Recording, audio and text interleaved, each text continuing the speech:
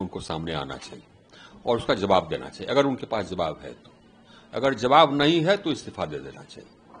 अब जैसे प्रशांत किशोर ने आरोप लगाया दिलीप जायसवाल पर कि हाँ साहब सो हत्या में इन्वॉल्व थे, ये आरोप लगाया कि उन्होंने कोई मेडिकल कॉलेज पर ये कब्जा कर लिया अवैध रूप से, माइनॉरिटी मेडिकल कॉलेज, उसका उत्तर देना चाहिए अगर उनके पास उत्तर है तो।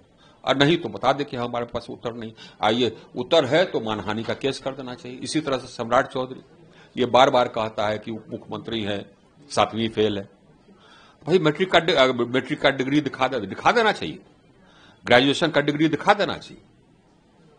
ये साहब ये सरकार की क्रेडिबिलिटी पर, पार्टी की क्रेडिबिलिटी पर सवाल पैदा करता है, सामने आना चाहिए।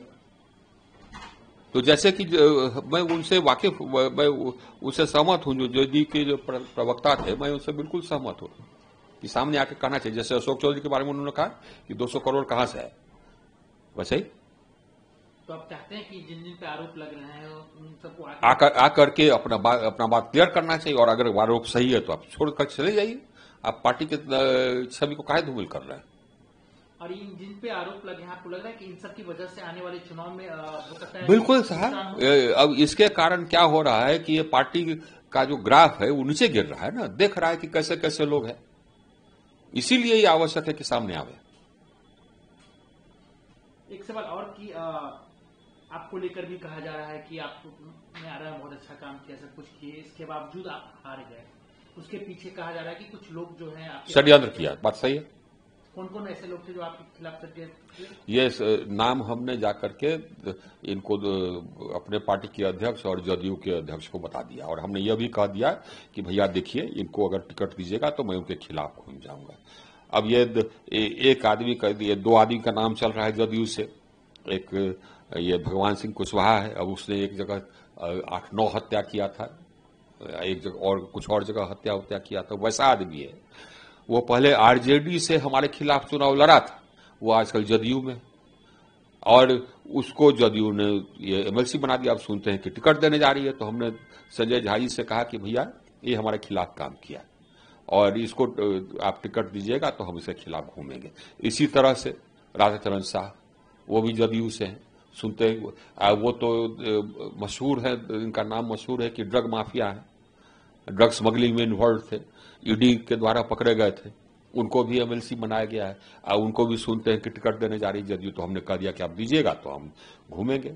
इसी तरह से भाजपा के भी एक राघवेंद्र सिंह है, बरहरा वाले, अमरिंदर सिंह है, ये लोग हमारे खिलाफ किए थे, तो हमने नड्डा जी को भी कह दिया कि ये लोग हमारे खिलाफ घूमेंगे, ये लोग को टिकट दीजिएगा तो हम उनके खिलाफ घूम जाएंगे। साफ ये कह रहा है कि आप लोकसभा, हम तो ये एक्सपेक्ट करते थे कि जो आदमी इस तरह का भीतर घात किया, आप ये पार्टी से एक्सपेक्ट करेंगे ना कि उसकी जांच कराएगा और उस पर कार्रवाई करेगा। हम तो ये एक्सपेक्ट करते थे। आइए जाकर के हमने अध्यक्ष से कहा था, बताइए। कहा जा रहा है कि आप विधानसभा का चुनाव लड़ना चाह रहे हैं। अरे नहीं भाई, कदापि नहीं। लोग पूछे कि अगर पार्टी को टिकट पार्टी कहेगी लड़ने के लिए क्या, तब तो हम बोले कि नहीं, पार्टी अगर आदेश देगी तब तो फिर सरकार को, पर अपने मन से कदापि नहीं, क्यों लड़ेंगे। एक सवाल और कि पवन सिंह से आपकी मुलाकात हुई है, हाँ। क्या बात हुई? पवन सिंह क्या बोले?